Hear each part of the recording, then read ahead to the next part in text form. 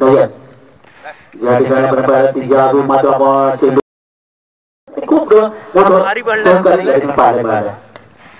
यावेळी चेंडू मात्र खाली आपला पहिला चेंडू आपण बघतोय योग्य पद्धतीने डिलिव्हरी होतो तुझ्या पद्धतीने एवढी मात्र ज्या पद्धतीने चेंडू यावेळी मात्र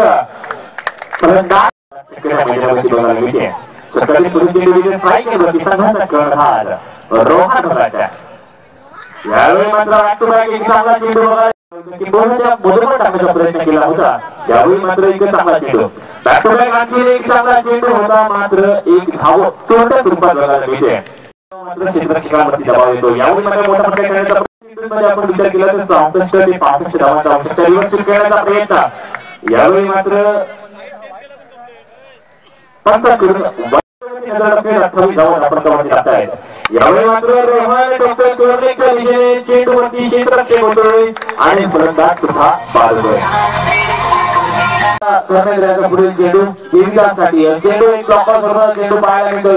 देवीदासला मोठे फटके खेळावे लागतील हा सामना जिंकवायचा असेल तर.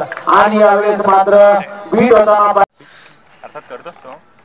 यावेळेस पुन्हा एकदा मारायचा प्रयत्न परंतु सामना वेगाचा पुरस्कार पटकावलेला आहे आणि आपला किल्ला घडवण्याचा रवींद्र म्हणतात यावेळेस सुंदर गोलंदाजी आणि प्रेक्षकांनी आपल्या वाटा आपल्या घराच्या बाजूला शिक्षा नक्कीच होणारी जाऊ शकते.